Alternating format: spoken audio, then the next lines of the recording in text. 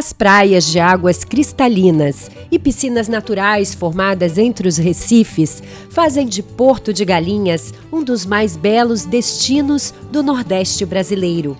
Este cenário paradisíaco vai receber em agosto o maior evento de propriedade intelectual e direito digital da América Latina.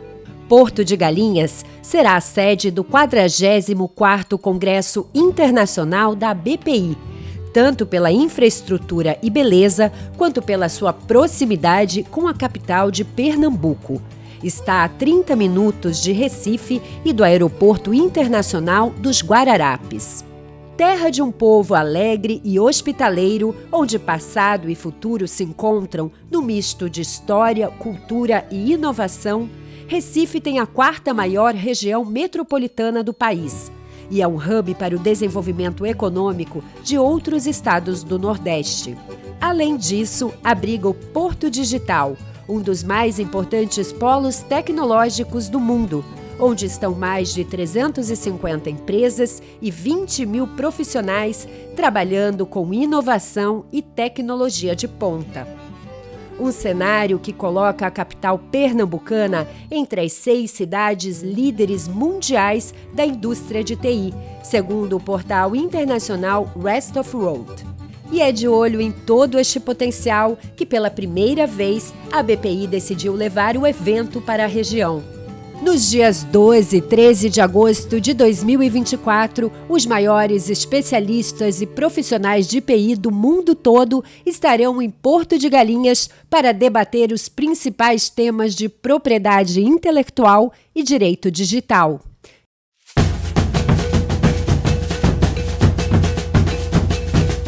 E também, é claro, para muito networking. Não perca a chance de fazer parte desse evento. Junte-se a nós no 44º Congresso Internacional da Propriedade Intelectual da BPI. Estamos ansiosos para te receber lá.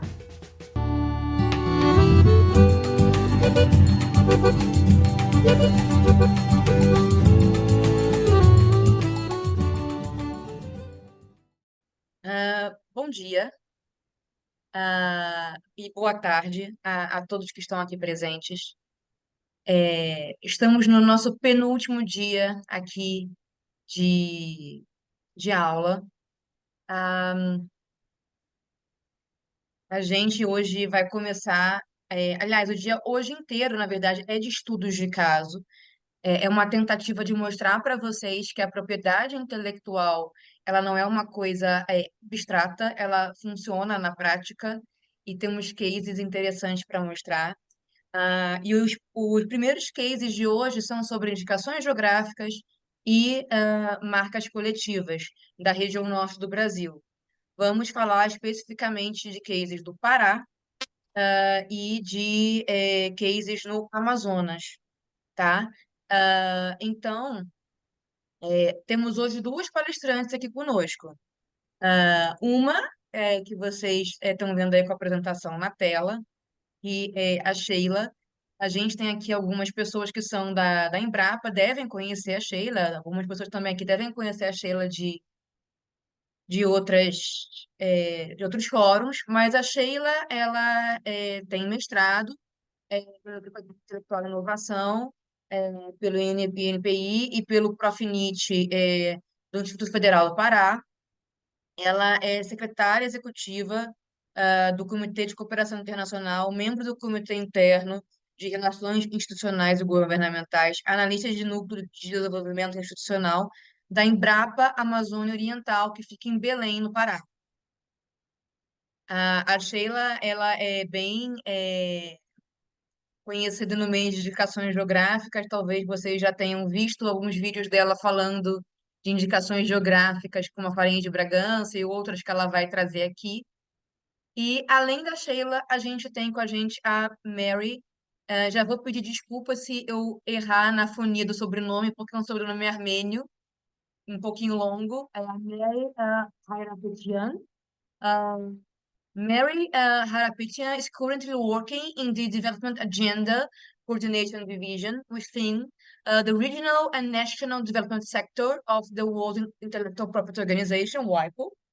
Uh, this division is responsible for the implementation of the WIPO development agenda recommendations and its mainstreaming across the organization. It also serves as a secretariat of the Committee on Development and Intellectual Property.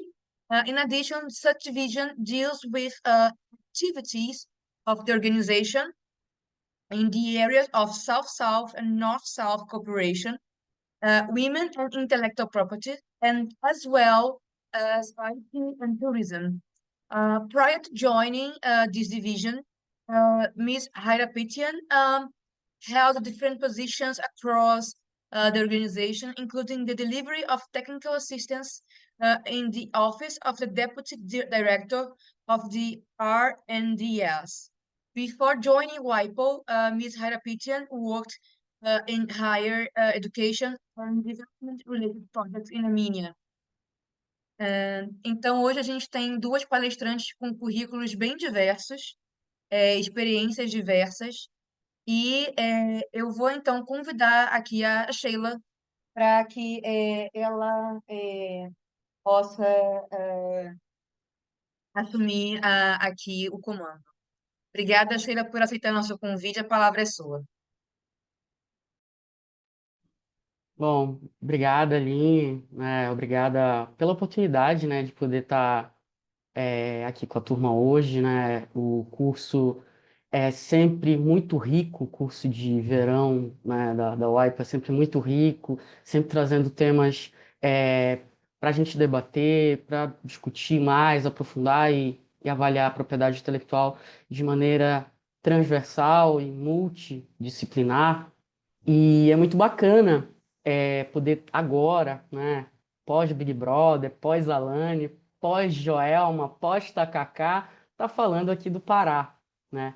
Então, para quem não me conhece, eu sou paraense, né, sou Papa Chibé, como a gente fala, né, aqui, né, sou criada com açaí do grosso, como com farinha de Bragança, e venho acompanhando a propriedade intelectual e o desenvolvimento do tema aqui no estado do Pará muito antes, né, de virar essa grande febre, né? Eu costumo dizer que a indicação geográfica agora ela está na moda, né? De uns tempos para cá está na moda, se tornou um tema que o pessoal está gostando de fazer trabalho de conclusão de curso.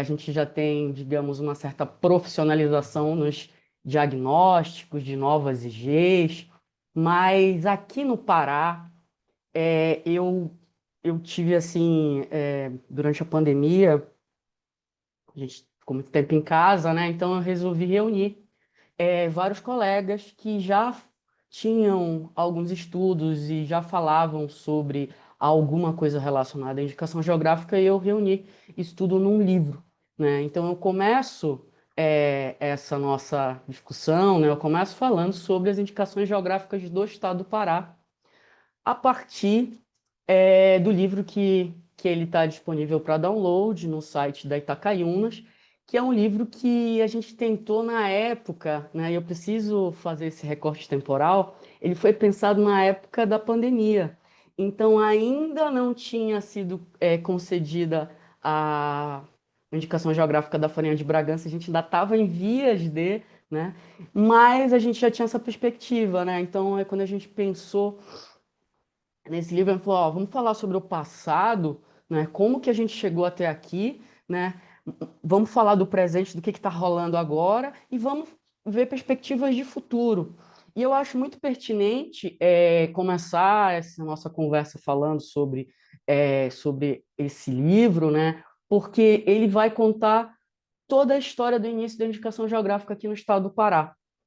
E quando a gente pensa que a indicação geográfica, ela, de certa forma, se popularizou ali em meados de 2012, né, com as primeiras IGs de vinho surgindo, né, aqui no Pará, nós não tínhamos um curso de direito que tinha uma cadeira de propriedade industrial, né? A gente tinha uma aula rápida falando sobre patente e marca, né? Mas a cadeira sobre propriedade intelectual a gente não tinha. nós não tínhamos ali entre 2010 e 2012, nós não tínhamos cursos presenciais.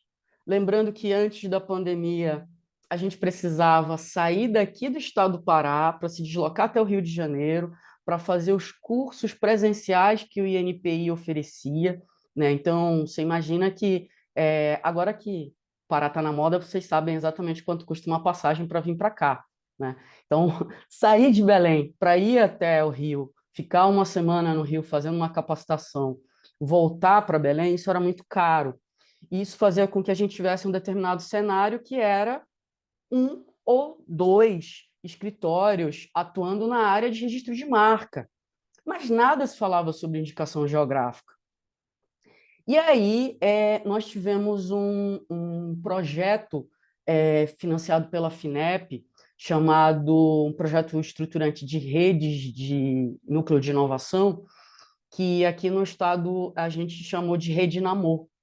Esse projeto ele foi fundamental para custear, né, essas capacitações dos profissionais dos NITs aqui da região, né? Então, da mesma forma que tem outros arranjos, né, como a Amoci, o arranjo Amoci no estado do Amazonas, aqui no estado do Pará nós tínhamos a Rede Namor, e a Rede Namor, em 2012, 2013, ela tinha essa possibilidade da gente estar custeando as nossas passagens para ir até onde estavam acontecendo as capacitações, porque as capacitações elas não vinham para o Pará, elas não vinham para a região norte, né? Para a gente conseguir compreender um pouco mais, né? Então, tinha curso lá no Fundão, né? Lá na UFRJ, e a gente ficava uma semana fazendo o curso intermediário, outra semana voltava depois fazer o curso avançado, outra semana ia para fazer um curso de redação de patente, na outra semana você ia para fazer um curso de contratos, e assim a gente ia tentando construir um pouco de capital intelectual. É preciso falar sobre capital intelectual, sobre a construção do capital intelectual, porque sem o profissional capacitado, a gente vai visualizar pedidos mal redigidos, a gente vai visualizar consultores se vendendo como consultores que simplesmente fizeram. Tem um caso, isso é real, né, de uma consultoria que foi contratada para fazer a indicação geográfica do queijo do Marajó, que ele foi no cartório de registro públicos e registrou dizendo registro no cartório, né? Então, assim, o cartório do Marajó tem um registro público lá da indicação geográfica, né? E o cara recebeu por aquilo. Então, para você conseguir compreender o quanto a deficiência do capital intelectual fazia com que muito dinheiro se gastasse para tentar buscar uma proteção e que aquilo ali não efetivamente representava uma efetividade dentro daquela comunidade, dentro daquele arranjo produtivo local. E aí, em 2016, através da Rede Namor, nós fizemos um evento sobre indicação geográfica, que aconteceu num shopping e tal, foi o primeiro evento. E nesse evento ele foi muito importante porque ele contou com a participação da Secretaria de Turismo, da Secretaria de Agricultura, das universidades, da Embrapa, os produtores. E isso, o Ministério da Agricultura, na época, a gente tinha uma grande incentivadora das indicações geográficas aqui no estado do Pará, que era a Marta Parri, ela já está aposentada do quadro do Ministério da Agricultura, mas eu preciso fazer essa menção a ela, porque foi uma profissional muito importante, inclusive, para me estimular a estudar a indicação geográfica, né? A Marta teve um papel fundamental nisso. E aí a gente começou, neste evento, começou a ter a plantinha, né? E a Secretaria de Turismo, na época, do Estado do Pará, considerando aquilo como relevante e tentando visualizar que após aquele evento ali, alguns desdobramentos precisavam acontecer, ela, através de uma portaria, ela instituiu o fórum em 2016, o Fórum Técnico de Indicações Geográficas e Marcas Coletivas do Estado do Pará. E aí pediu para quem quisesse aderir, aderisse, então foram 30 instituições que disseram que queriam participar, e aí foi bem interessante porque a gente teve a Associação de Municípios, a gente teve universidades, a Embrapa, Instituto Federal, instituições como a OAB, o Museu Emílio Guild. Então, assim, a gente teve uma diversidade de instituições que começaram a se reunir para discutir sobre a indicação geográfica de uma perspectiva mais técnica. Esse arranjo esse agrupamento de instituições que contou também com a participação do Sebrae, foi agraciado, digamos assim, né, com uma primeira análise ali em 2017, né, uma primeira análise, né, o Sebrae contratou uma consultoria para dizer assim, ó, vem aqui no Pará e diz o que que você acha que tem aqui de IG aqui, né? Aí contratou o Anselmo Bus, que muitos aqui que trabalham com indicação geográfica devem conhecer.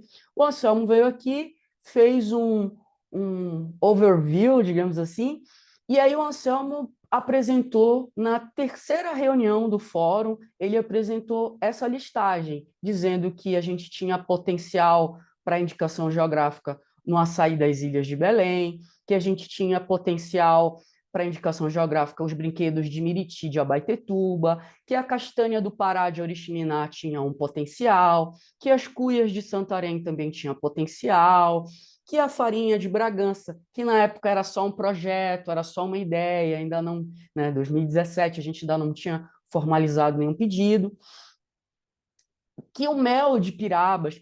Pirabas é um negócio interessante. Quem tiver a oportunidade de vir a Belém, quando a gente está na estrada indo para a praia chamada Salinas, que é uma praia bem bonita, no caminho de Salinas, quando você está indo no caminho de Salinas, você vai passar por Pirabas e invariavelmente você vai ver um monte de venda de mel no caminho, né? Então, assim, não tem como você não passar em Pirabas no caminho que vai para Salinas e não visualizar. Então, o mel de Pirabas também foi apontado desde 2017 como um potencial produto de indicação geográfica pela consultoria contratada pelo Sebrae.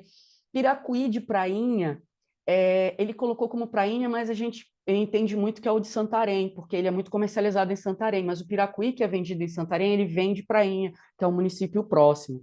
O pirarucu defumado, também de Santarém, e também o tucupi de Bragança. Então, ele apresentou esses 10 potenciais e jogou para o grupo e a gente começou a discutir, começou a debater, vamos ver como que a gente pode articular com o pessoal de Bragança, e aí a gente começou a fazer essa articulação, começou a ver. Porém, eu quero dizer uma coisa para vocês, né? Porque eu gosto de contar fofoca, né?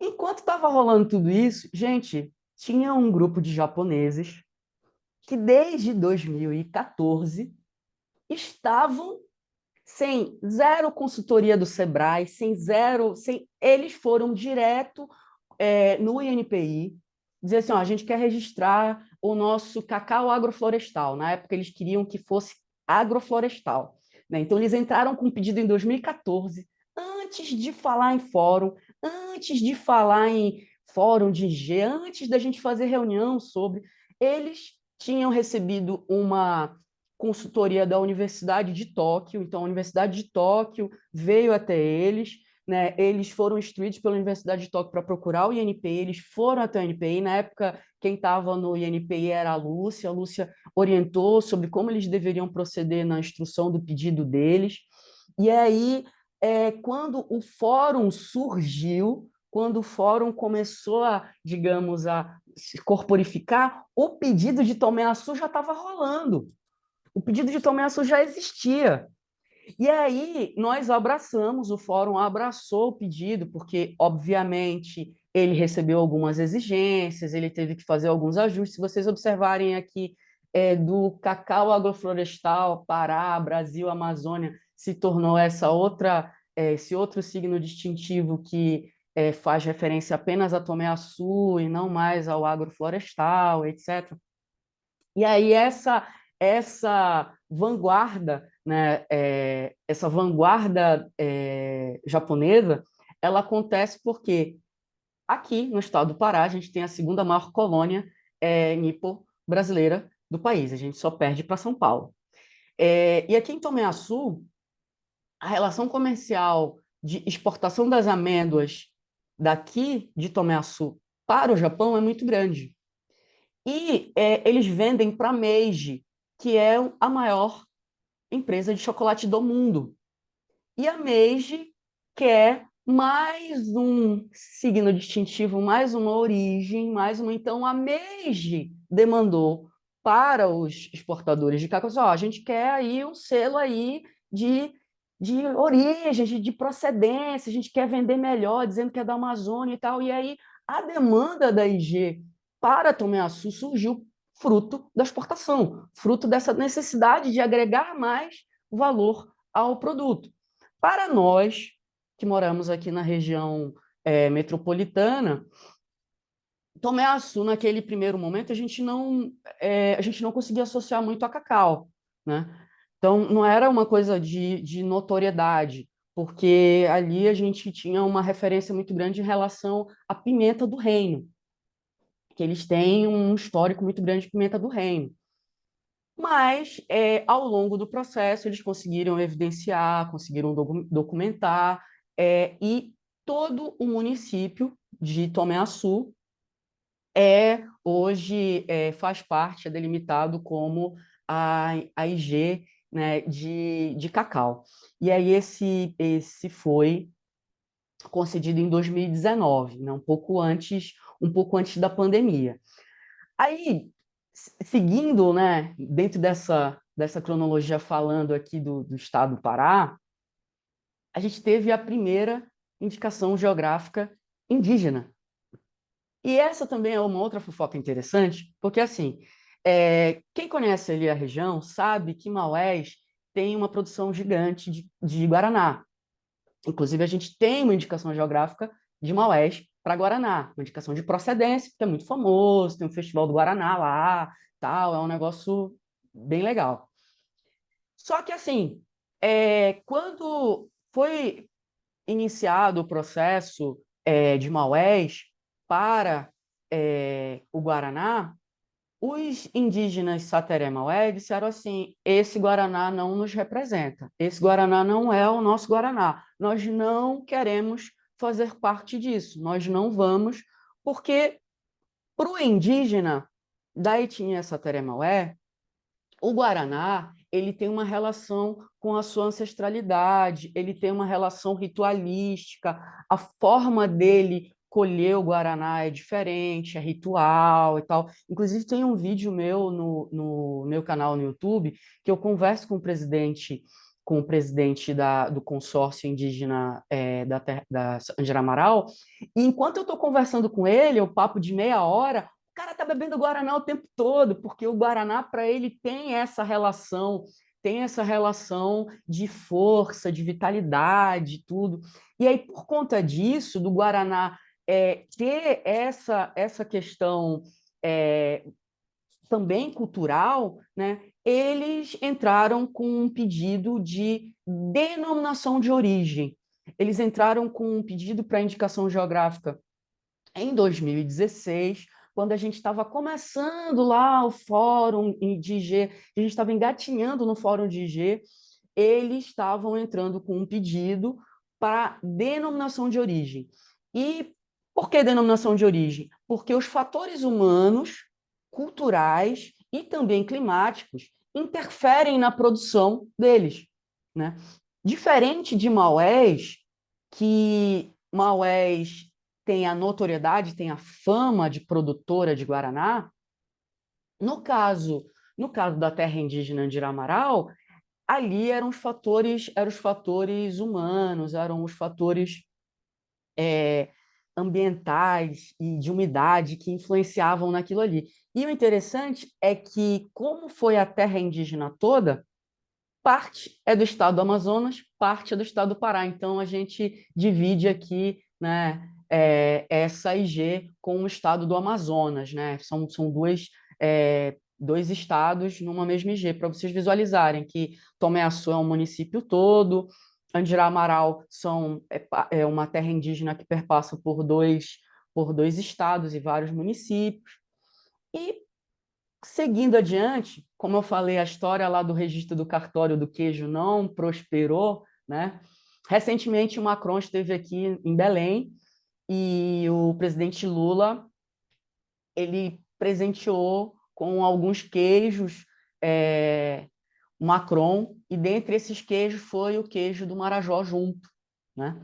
E o queijo do Marajó, ele é um lance assim, tu vai para o Marajó, tu viaja para o Marajó, se tu não comeu um, um filé de búfalo com queijinho de Marajó por cima, parece que tua viagem também é incompleta. Parece que a tua experiência gastronômica não foi completa, porque isso é intrínseco a ir ao Marajó, experimentar. Tem um cheeseburger lá que o cara coloca carne, queijo do Marajó, é um negócio desesperador. E o pedido já do Marajó, ele já foi todo dentro do fórum. Ele já foi no âmbito do Fórum de Indicação Geográfica, já foi contando com a colaboração de todas as instituições, e aí em 2018 ele foi depositado, foi sendo acompanhado principalmente pelo Sebrae. O Sebrae teve um papel fundamental nesse fomento, porque não é só o reconhecimento, mas a viabilidade dessa comercialização, né? A possibilidade dessa comercialização. E aí, ainda em 2019 também, a farinha de Bragança, que eu estou com uma aqui, né? Só para fazer inveja para quem não está, né? E a farinha de Bragança, ela abrange o que o pessoal chama de região bragantina, né? Então, não é só o município de Bragança, também pega Viseu, Santa Luzia, Tracuateu, Augusto Corrêa. E isso se deve ao fato de que o município de Bragança, no passado, ele era muito grande.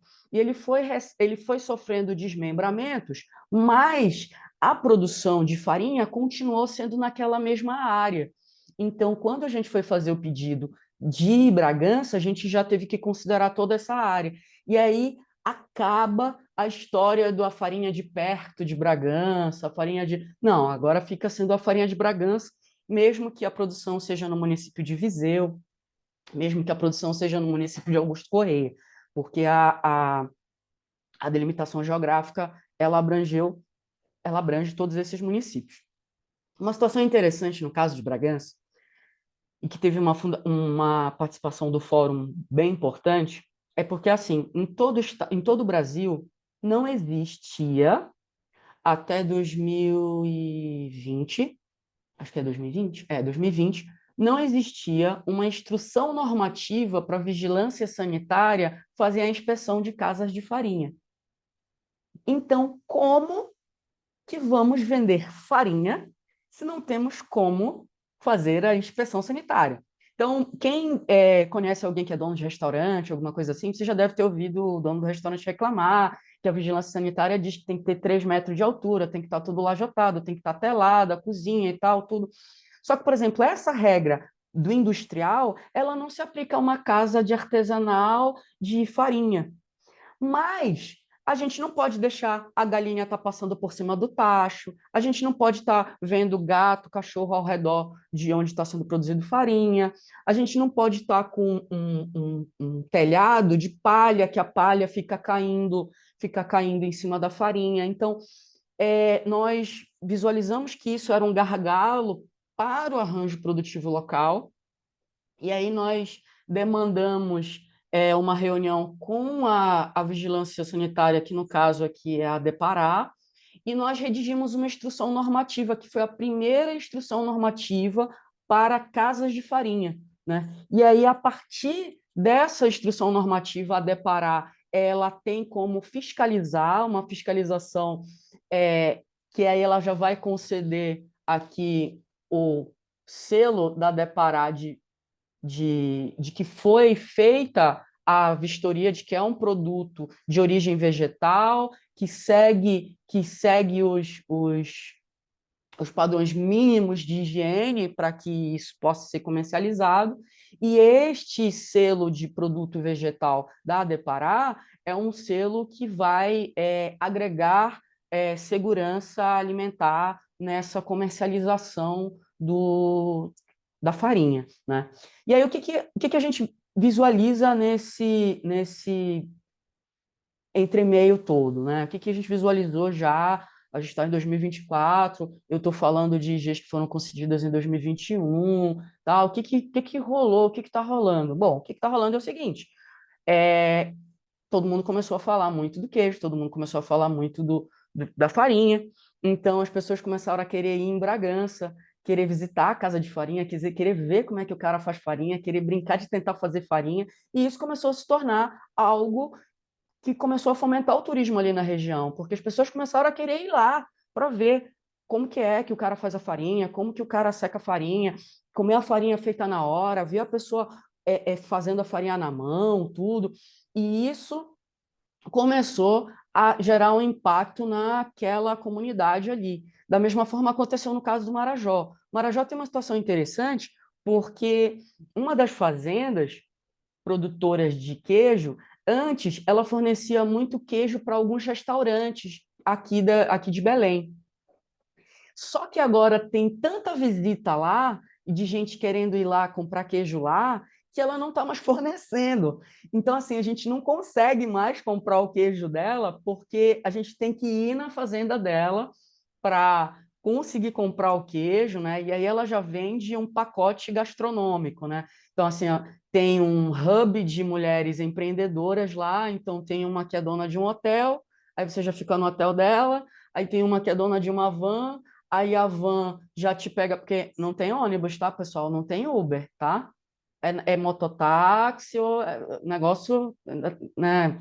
Negócio de desenvolvimento, ainda não chegou tanto assim. Então, quem tem van lá é rei, né? Então, assim, aí a menina que tem uma van pega os turistas que chegam do porto, leva pro hotel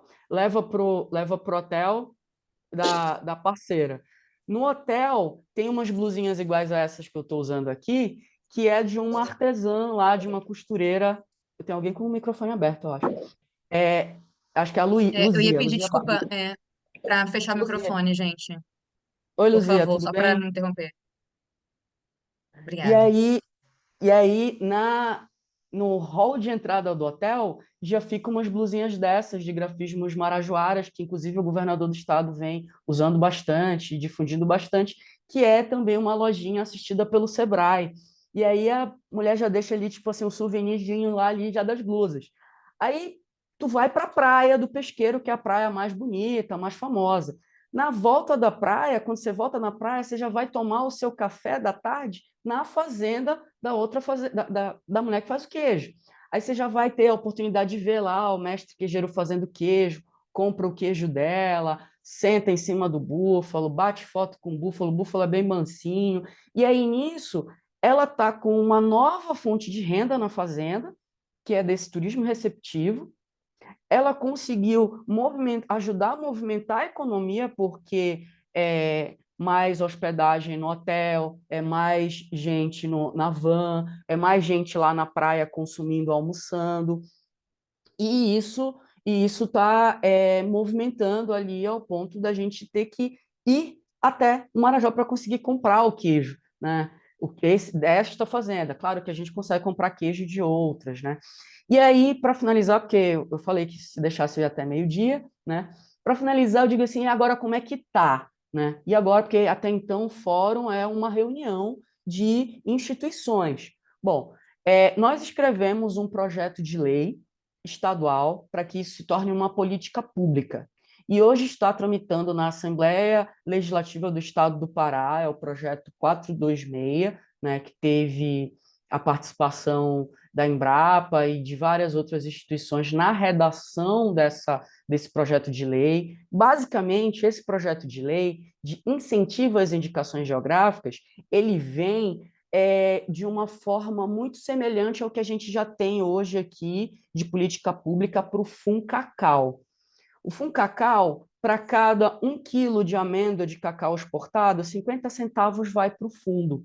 E esse recurso do fundo possibilita que a gente faça melhorias na cadeia do cacau. Então, a gente consegue custear os festivais de cacau, a gente consegue custear atividades de melhoria, de melhoramento genético, contra pragas, como vassoura de bruxa e tal, dentro da cadeia do cacau. Mas a gente não consegue acessar no FUNCACAL para, por exemplo, cuidar da farinha, para, por exemplo, cuidar do queijo. Então, nessa perspectiva, a gente pensou no fundo das indicações geográficas para que a gente consiga ter recurso para agir nesses gargalos que os arranjos produtivos locais eles vão se perpetuando. Isso está tramitando como matéria de urgência, porque a gente apresentou para o Executivo, então foi uma apresentação feita pelo Executivo, não foi nenhum deputado que apresentou. Muito provavelmente, ainda agora no primeiro semestre, deve sair, a gente já está com o planejamento do lançamento desse programa estadual de incentivo às indicações geográficas e marcas coletivas do Estado do Pará, que isso é uma ação pioneira no Brasil, né? E aí a gente vai ter um start de várias novas IGs em andamento, dentre elas o açaí do Pará, o cacau da Transamazônica, o cacau tuerê, que é um projeto que o Instituto Federal está desenvolvendo, o pirarucu do Baixo Amazonas, seringueiras Marajoara, uma marca coletiva no Baixo Tocantins e uma marca coletiva das mulheres indígenas do Xingu. Então, dentro dessa perspectiva de futuro, né? Poxa, ele agora? Bom, agora o que a gente está esperando? A gente está esperando que o projeto de lei seja já votado, porque ele já está pronto para ir para a pauta, para o plenário, né? Claro que agora a gente está junto com os deputados para dizer, ó, mete na pauta, põe na pauta e tal, para votar, porque ele já passou em todas as comissões, já está pronto para a pauta, para a gente poder fazer o lançamento. Esperamos que a gente consiga fazer o lançamento ainda agora em junho, né? A gente está com essa perspectiva de ainda em junho fazer o lançamento já do programa, já com essa perspectiva de ver isso enquanto política pública e não mais como uma grande reunião de esforços de várias instituições. Então, para finalizar, né, eu preciso falar que ainda no livro de indicações geográficas e aqui do estado do Pará, a gente reservou um capítulo que a gente fala sobre algumas curiosidades de algumas marcas coletivas. Tem marca coletiva de venda de água mineral, mas também tem marca coletiva aqui do estado do Pará para cuias de Santarém, né? Então, assim, a gente tem, e isso vai ser um desafio para a gente agora, falando em política pública, porque, assim, quando a gente fala de indicação geográfica, a gente consegue ver o negócio para onde ele vai. Agora, quando a gente vai falar de marca coletiva, se eu estou pensando numa política pública para uma marca coletiva para como foi agora aqui do Cumbu, das mulheres extratoras do Cumbu, de andiroba, de óleo de andiroba, a AMI Cumbu é uma marca coletiva de mulheres que extraem óleo de andiroba. Beleza, a gente consegue visualizar como, né, essa marca coletiva a gente dá um suporte. Agora, imagina que a gente também tem, no estado do Pará, uma marca coletiva para artes marcial, uma academia de arte marcial tem uma marca coletiva, né, que é a PAN, que é a do Paulo Afonso. Eu sou faixa preta de karatê, por isso que eu sei. Né? Então, assim, aí, tipo, o Paulo Afonso tem uma marca coletiva, a academia dele, né? Tem uma marca coletiva Pão Barzinho, mesa de bar, né? Uma marca coletiva aqui do estado do Pará. Então, isso é um desafio, né, para a gente pensar, enquanto política pública, como que a gente vai conseguir fomentar a economia para marcas coletivas, né? Isso é um gargalo nosso no momento, né? Eu acho que não é só trazer coisas boas, é também trazer os contra, né? E outro contra, né, é que como são áreas muito diferentes, né, então, por exemplo, o artesanato, ele não pode ser assistido pelo Ministério da Agricultura, né, pela Secretaria de Agricultura do Estado, né, ele vai ter que ser assistido pela Secretaria de Desenvolvimento Econômico, né? Então, esse pai aí do programa também é mais um gargalo que a gente ainda vai esperar aí cenas dos próximos capítulos para ver como que isso vai andar, né? Isso a gente ainda não sabe. Bom, eu vou parando por aqui, porque eu já estourei meu tempo de meia hora já, senão a Mary não vai poder falar, e a gente vai dar continuidade daqui a pouco, que é isso que a gente ainda tem dúvidas, perguntas. Vou parando por aqui, pessoal. Muito obrigada. A gente que agradece, Sheila. É muito bom trazer essa experiência, né, de quem está no local, né? E aqui no Brasil, as pessoas, quando pensam em indicação geográfica, por exemplo, elas infelizmente associam só os vinhos da região sul. Esquecem que tem todo um universo de indicações geográficas outras para outras coisas que não vinho, inclusive, né? E eu sempre quis trazer o case do Pará, foi uma das coisas que eu conversei com a Isabela quando a gente estava montando esse curso, porque eu acho que o Pará é um exemplo de bem-sucedido de um estado que está conseguindo, especialmente em relação ao cacau, né, promover os seus produtos usando indicações geográficas e também tem essa questão das marcas para artesanato.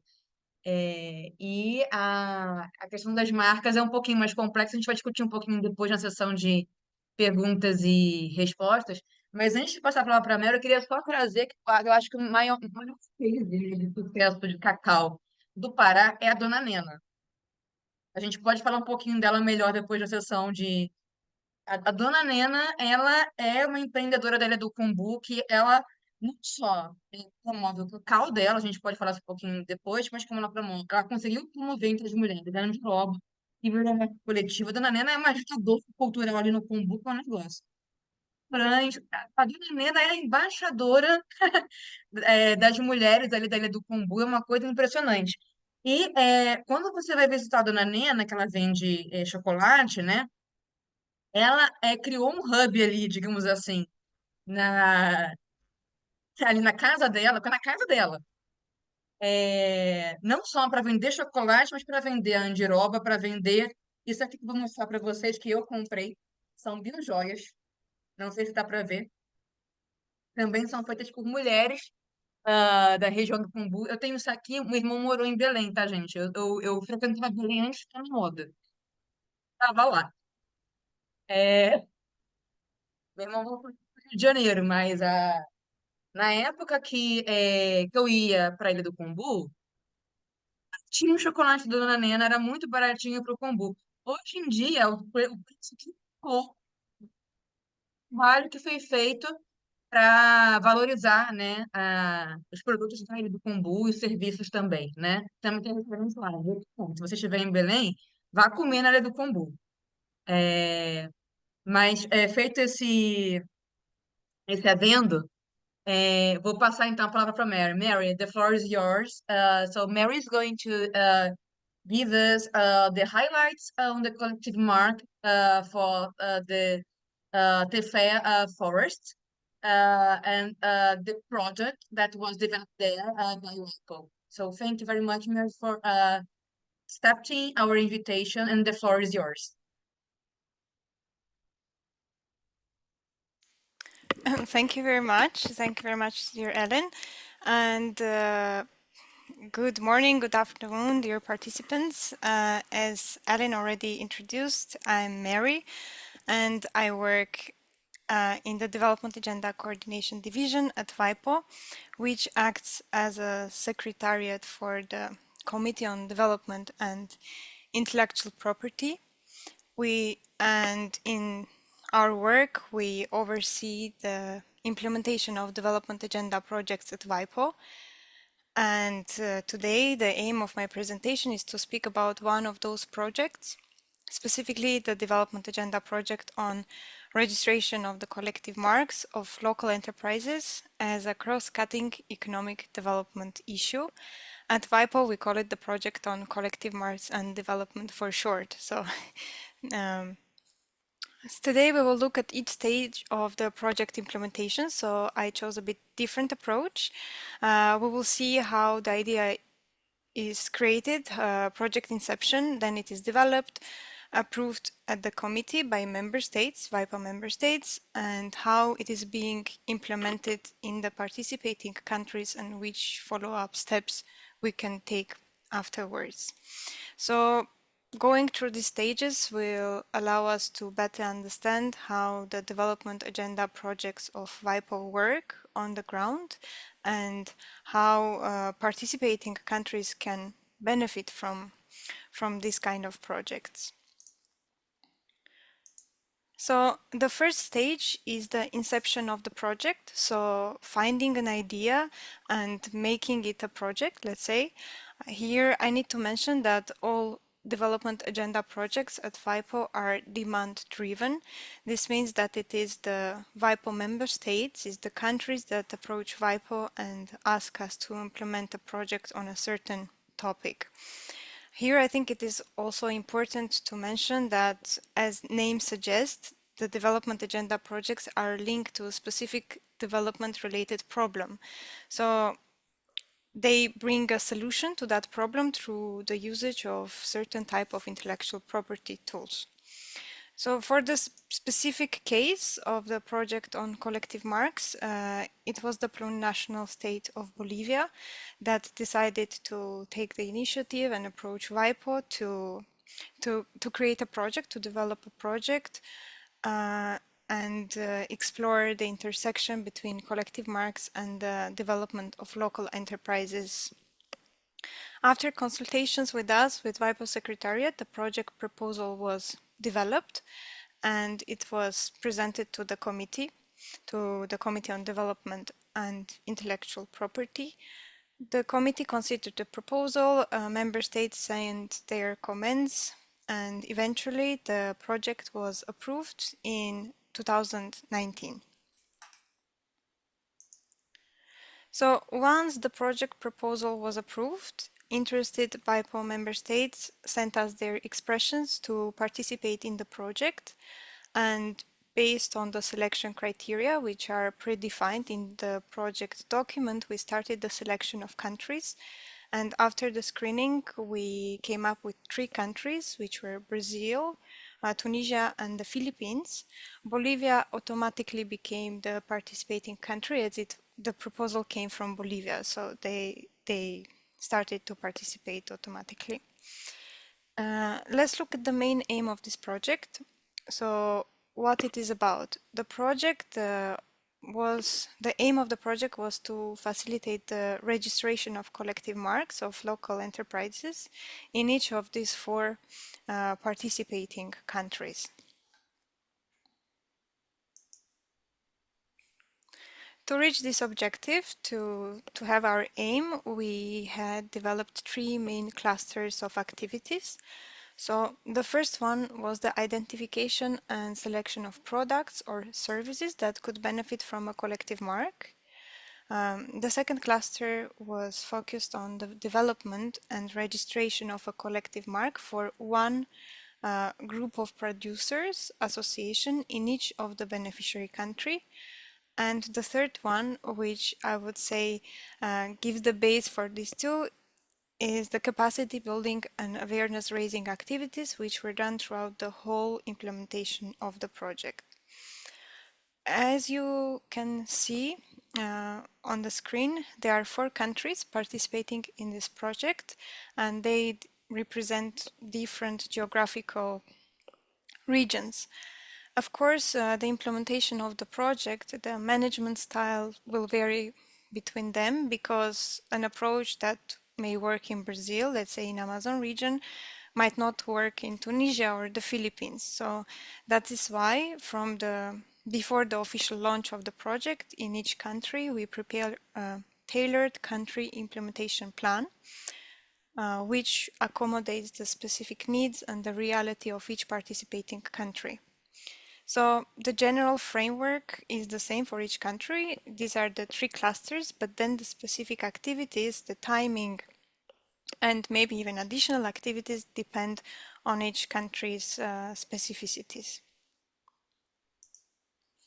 Now let us look at the project implementation in Brazil. So for this first step, we did the identification of our local partners on the ground, who we worked with very closely to be able to implement the project on the ground. So in case of Brazil, it was a group of national actors, national partners, specifically the IP division of the Ministry of Foreign Affairs, National Institute of Industrial Property, INPI, and Brazilian Micro and Small Business Support Services, SEBRAE. They were engaged with their national and regional offices.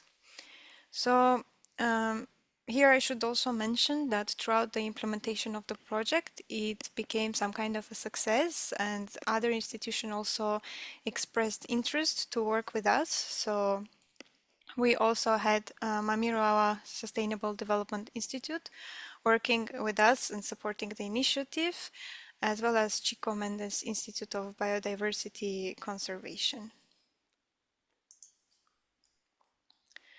So after having the national team, together with them, we identified the local association which would benefit from this specific project. And after consultations with the national team in Brazil, we decided to choose the Association of Agro-Extractive Producers of the National Forest of Tefe, so APAFE Association, which is based in the Amazon region.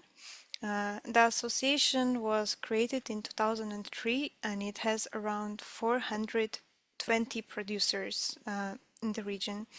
So producers of APAFE Association, they normally focus on foodstuff of plant origin, cassava flour, nuts, oils, honey, and other similar products.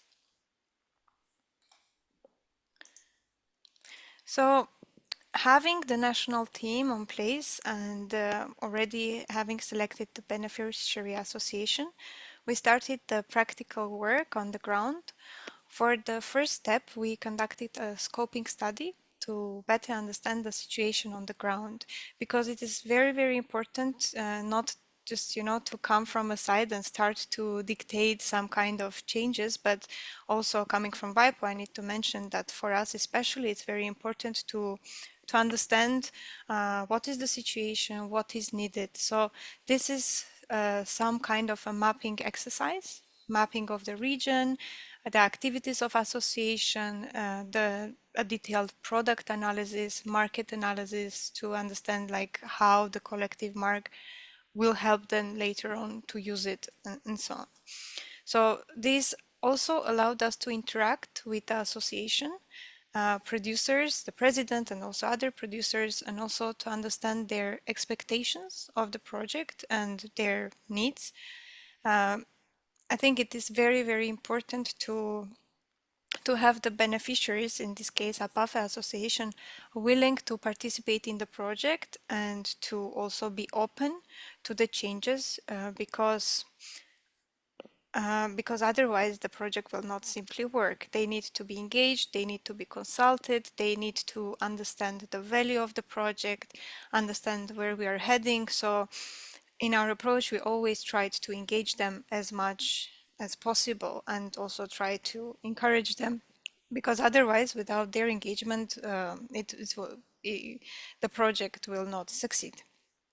So basically, this study laid the foundation of our work, and it showed us that the association is interested in the work.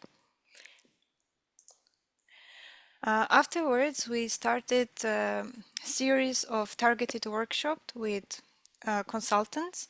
They were national consultants. Here again, we thought that it is important to bring national consultants who know the context, and from the side of WIPO, we brought the international perspective. So it was some kind of a mixture of national, international, regional approach. The consultants organized different trainings, informative sessions, and workshops for producers to better understand the project, our goal, and of course, when you are working with producers, you cannot use a very technical language. The language needs to be very tailored, it needs to be user-friendly, and it needs to showcase in very practical terms the project. So, as I mentioned, these kind of training sessions were organized throughout the whole project implementation, and they included various topics. We started also with the project management skills because, as I mentioned, we had 420 producers, so it is also important for them to work together to somehow also standardize the practices and to work as one, as we say in WIPO. We also did some training on branding and later on commercialization. So another specific output was that we started the elaboration of rules for the use of the collective mark. This includes two main parts. The first part is conditions and prohibitions of use. We call it like game rules to understand who can use the collective mark, how you should use it, when you should not use it. So this is the first part. And the second is creation of a body to manage, maintain, and preserve the image of the collective mark among the public. This is more like a control system, and it is of course done by the association, so they also needed to have some kind of a training on this to know how to follow up later on if there are any types of infringements or any problems. As I mentioned, the engagement of the association is instrumental for the success of the project, so throughout the whole implementation we had a very active engagement of the association. And just to mention that it was quite hard because during the implementation we had the COVID and it was hard to reach out with all the problems of the connectivity, internet issues. So our local partners were instrumental in reaching out to producers. Another thing here I want to mention is also that regulations of use were made, they were developed with the consultation with association and producers, because otherwise they will not feel the ownership of the document. So if you just give them something and then you say that they need to use it, they will not use it. They need to feel that they're engaged and they need to have their own expectations met for the document. Afterwards, we created a logo for the collective mark. So in the framework of the project, a local designer was hired to develop a logo. And as you can see, here is the logo. It is reflected on the screen. Again, we tried to come up with the association with some kind of a logo and the color combination that will showcase their heritage and their work in the region. The association received some training, and with the support of the National Institute of Industrial Property, with INPI, the FLONATEFE collective mark was registered, and it was officially launched in Brazil, in Manaus, Amazon region, on March 30, 2023. The official launch was followed. So during the official launch, we had some representatives from the government who opened the session. They gave the certificate to producers. And after this official ceremony, we had also some kind of a sharing session between producers and expert, the local expert and WIPO expert, just to brainstorm about their experiences and the next steps post-registration, because we just start with registration, but then of course you need to commercialize the product, you need to make it work, let's say. Here in my next slide, I just want to show you an image from the launch event. Here you can see some of the products of the association. As you can notice, huge efforts were made to standardize the production and to give a similar visual identity to the products. So this kind of standardization was also applied to production practices and customer services to give one identity to the collective mark. So the outputs that we discussed so far, they were designed for the APAFE association specifically. So if you remember, in the beginning of my presentation, I mentioned that we will choose one association per each country and try to help them to develop a collective mark. But this was just a pilot for each country. So the idea is to create some kind of a program, so some resources, so the national stakeholders, our national partners can use this approach and then try to incubate it in each country. So let's say some approaches that were used for APAFE association with tailoring and customization can also benefit other producers in other regions. So in this sense, we had several general outputs. So one of these outputs was the development of a practical guide on the development, registration, and use of collective marks. And here again, it is very much tailored to the realities in Brazil. It includes specific examples and explanations to be easily understood for the local audience. So the link is included in my presentation, and I encourage you to go and look through the guide.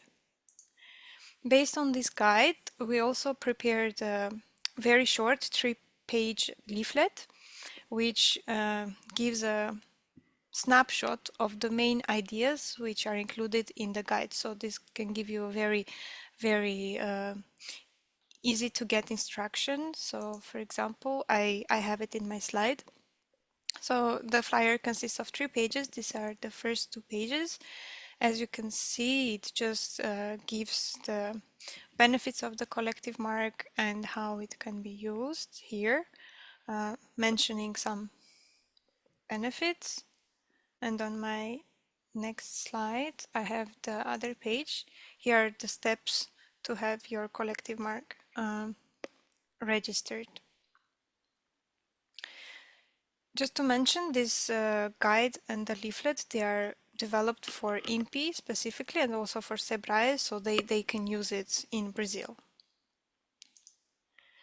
Afterwards, we have the project webpage and the sub-page for each of the countries. And here, if Alan allows me, I will just make a small demonstration of our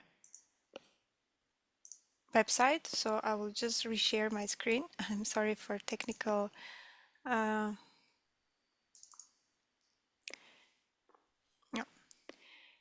1 second here.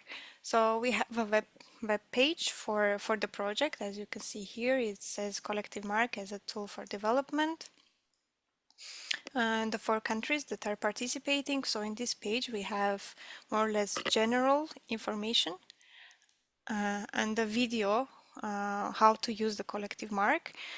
This video on the website is in English, but we also created it, we translated it in each of the languages, including in Portuguese. So it is also shared with INPE. Here we have the 4 countries, and each of them, they have a sub-page. So if we go to Brazil, we can see information about our partners, about the association, and some of the activities. We have videos. Here is, for example, it's a sharing session and training for producers. Here again, it's another one. So I also invite you to go through the website and find some other details if you are interested. 1 second, I'll reshare my presentation.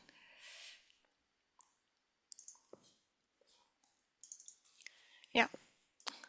So, and tailored videos, as I mentioned, we had a video which is in general speaking about the collective mark, but at the same time we have also a video for the APAFE Association, and I would also like to share it with you. It is just 1 minute and it gives the idea of the project. So I will just get here, second.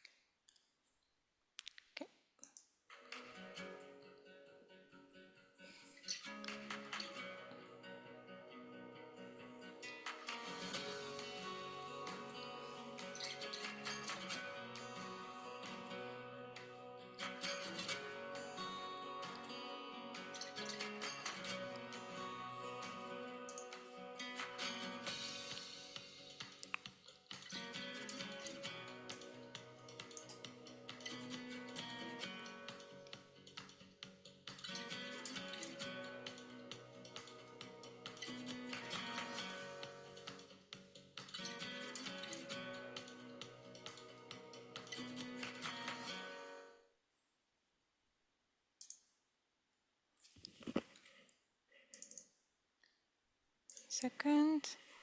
Sorry.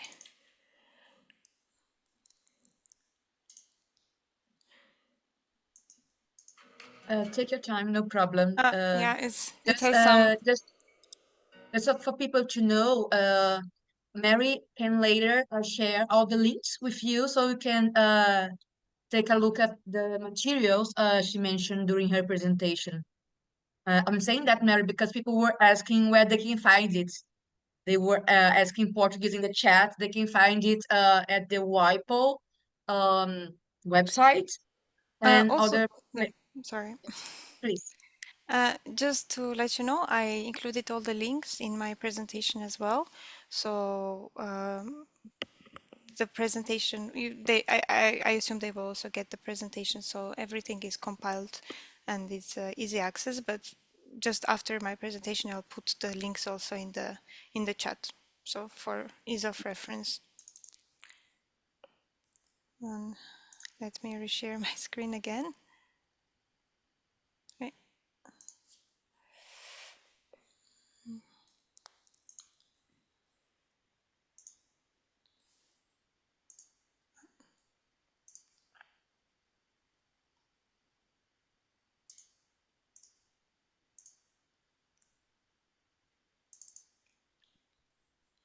Okay.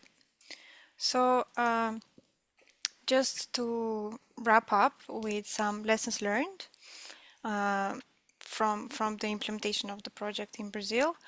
So the first one is the collaboration with a range of national and local institutions has proven key for the project's success.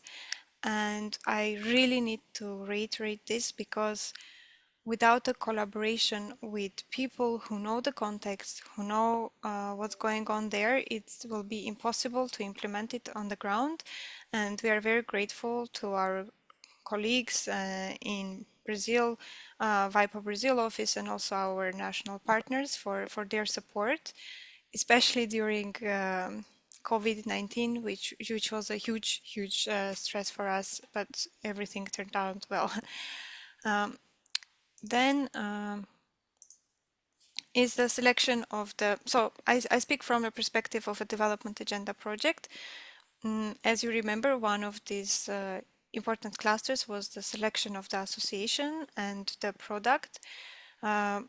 So it is very important before starting any project to really know what we have, which kind of situation we have, and how we can help the producers or the SMEs or the beneficiaries who are going to benefit from this project. So a lot of time and effort is needed to just analyze the situation and the association.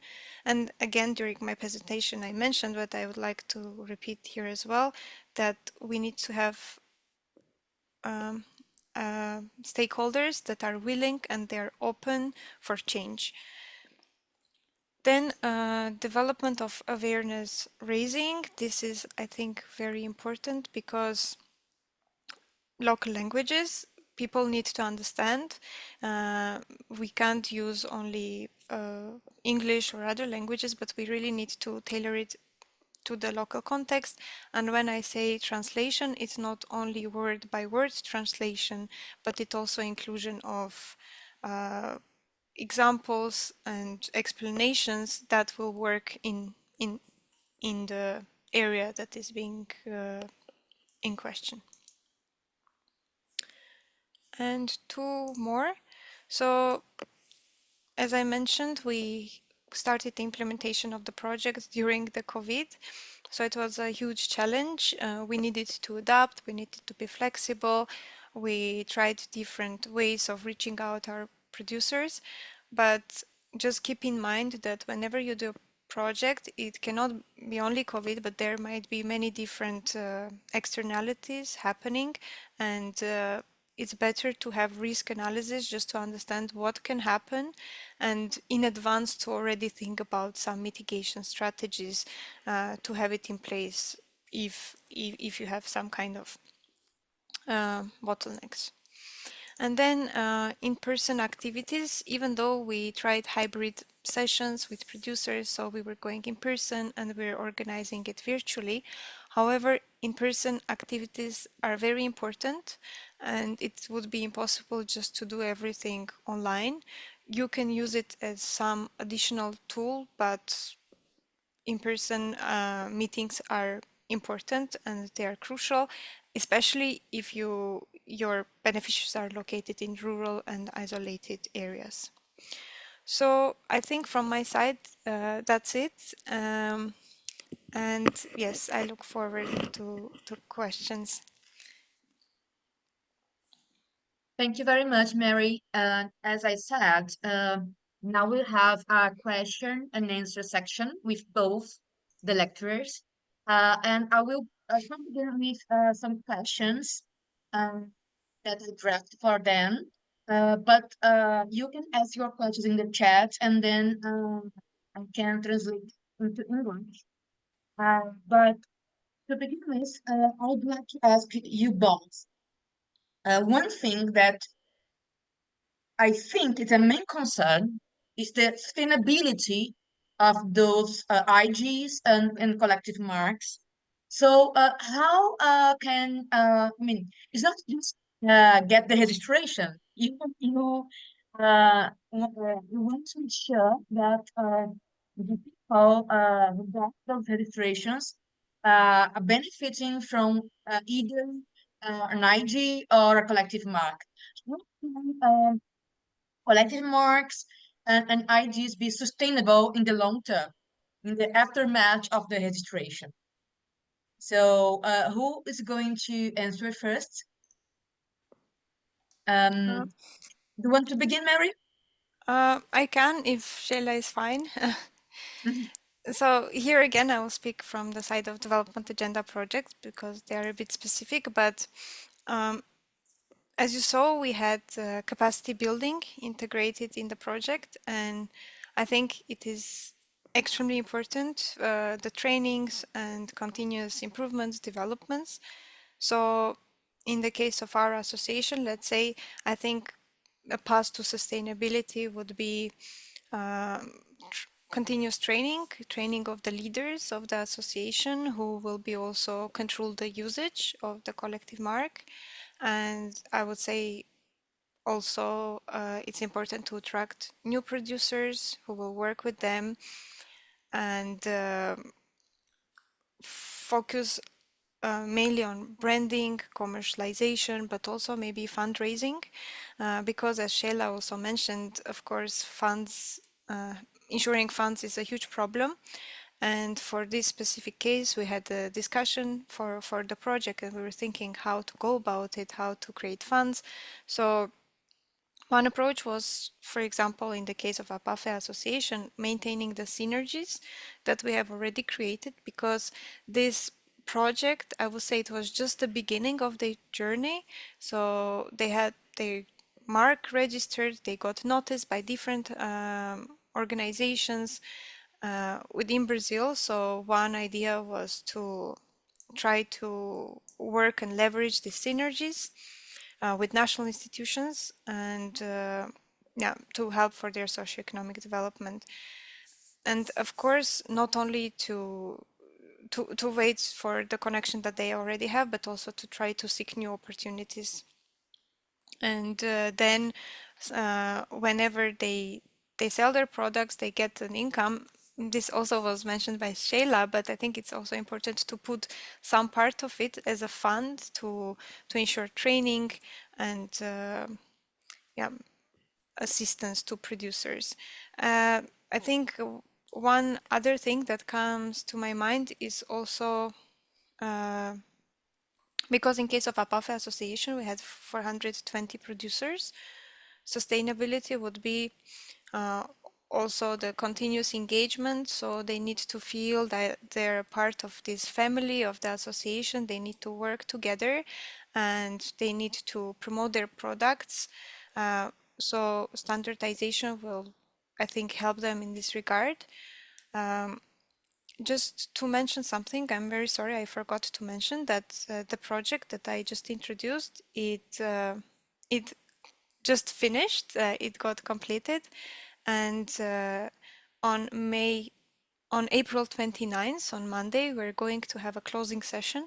So I'll also share a registration link for anyone. It is open, you can join, and then you'll have a experience of Brazil from producers and also other participating countries, and they will also speak about sustainability.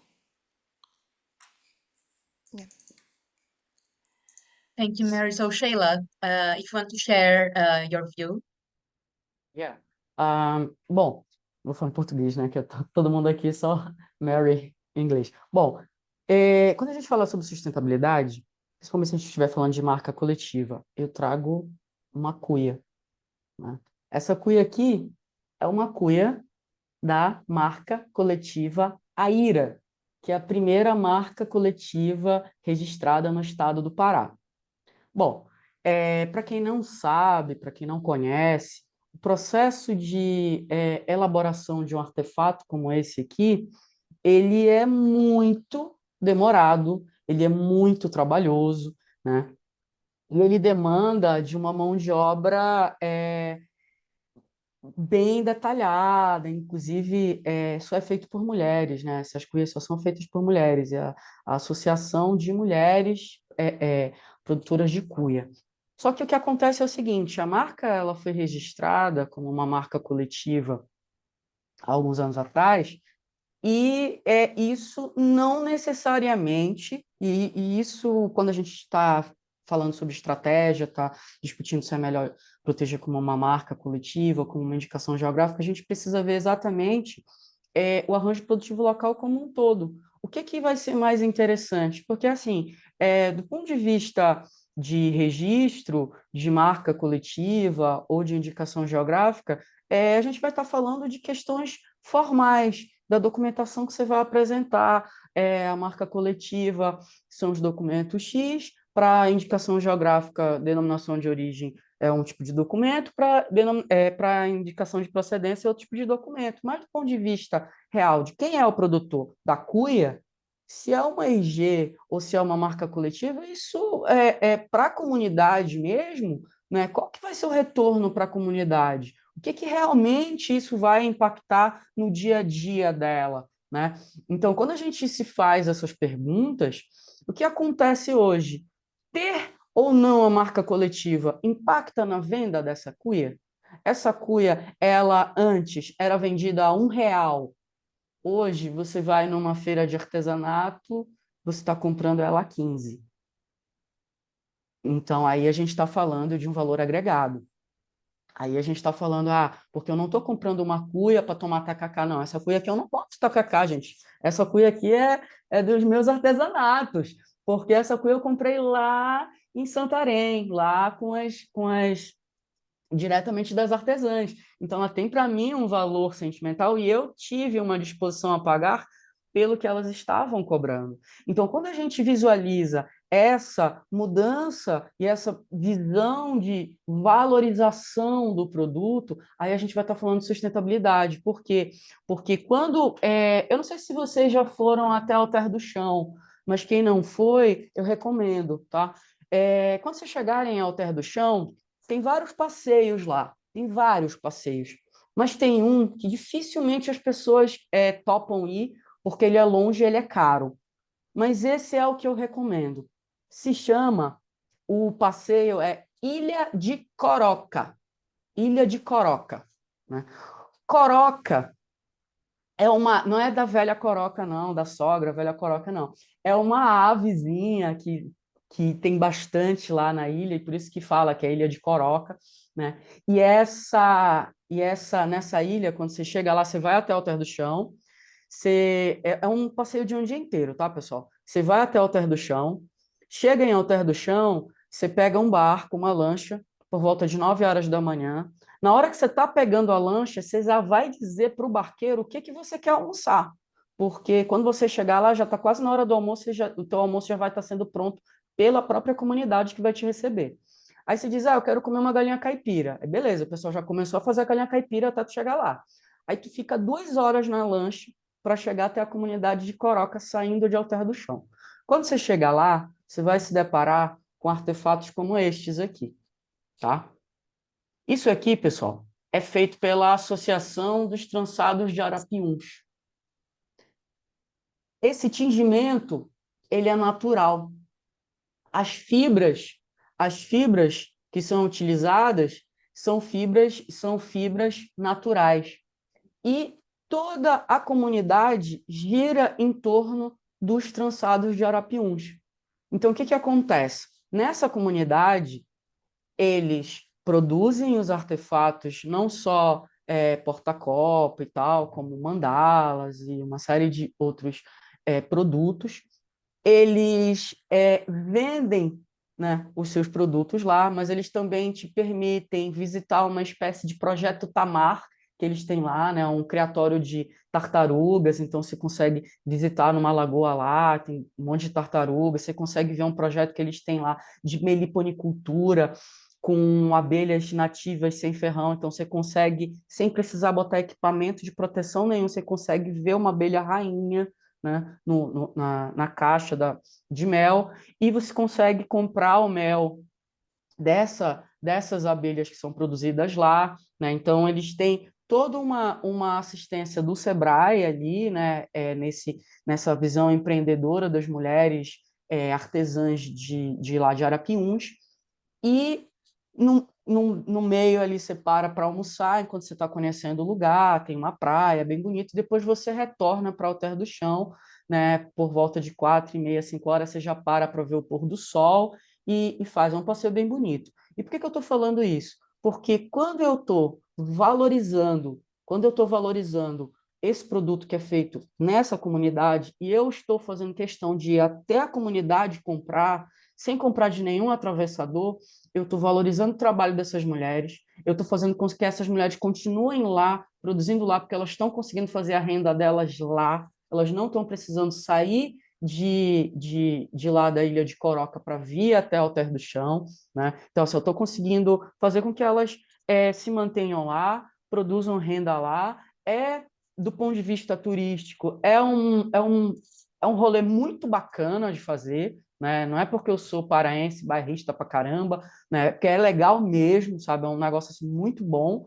E com isso, né, quando a gente está falando nisso, a gente está falando o quê? Eu estou falando de sustentabilidade, eu estou falando de desenvolvimento regional, eu estou falando desenvolvimento de um turismo consciente, né? Não é um turismo predatório, não é um turismo que vai enaltecer. E aí que é o grande ponto, que a gente precisa observar. Quando elas estão em vias de formalizar o pedido para indicação geográfica para o trançado de Arapiuns, né? Então, quando a gente está nessa discussão se vai ser uma EG, se vai ser uma marca coletiva, tal, né? A gente visualiza exatamente o quê? Isso já respondendo a uma das perguntas aqui do chat, já engatando. A gente vai visualizar qual que vai ser o impacto, né, que essa comunidade vai ter do ponto de vista prático, né, do ponto de vista prático. Do ponto de vista prático, uma indicação geográfica para uma comunidade lá do Arapiuns, que é a 2 horas de lancha de Alter do Chão, né, é um impacto, porque todos os veículos de comunicação começam a falar sobre EG, todo mundo quer ir lá visitar, o negócio começa a ficar famoso, aí começa a ter uma nova rota, aí já não é só uma lancha que está indo para lá, já são duas, aí já começam a ser três, aí o almoço, sabe aquela galinha caipira? Eu também tive que pagar pela galinha caipira pelo almoço, então eu já pago o almoço, aí eu já compro um refrigerante lá, eu já compro um docinho e tal, não sei o quê, e aí já movimenta a economia daquela comunidade. Então, essas análises do pós-IG e de como que isso vai, ou do pós-marca coletiva, do como que isso vai dar de retorno para aquela comunidade, é que é o grande barato da gente discutir o direito coletivo, né? A marca coletiva ou a indicação geográfica, né? O grande barato é exatamente a gente visualizar como que esse coletivo ele consegue, junto, né? Apesar das suas diferenças, apesar das suas rivalidades, quando a gente olha, por exemplo, para a questão das fazendas queijeiras, né? Um produz um queijo, outro produz outro, eles têm as suas brigas internas por mercado. Porém, mesmo tendo as suas brigas internas por mercado, eles compreenderam que em determinado momento eles têm que estar juntos, quando eles estão falando de IG, porque levanta a bandeira do produto deles. Depois eles vão acessando o mercado de maneiras diferenciadas. Então, é nessa perspectiva que eu visualizo essa possibilidade de sustentabilidade. Ah, obrigada, Sheila. A Mary teve um problema aqui que ela vai ter que sair. Mary, it's so unfortunate that you have to leave, but thank you very much for joining us today, and we can continue just with Sheila. I believe that people still have many questions on her personal experience. So thank you very much for joining us today, Mary. You can leave and we can continue the session just with Sheila. Thank you very much. Thank you very much, Ellen. And if you have any questions, of course, my email, you can reach out by my email. Ellen, if you can please share it with them. So Yes, I will go to do that. yeah, sure.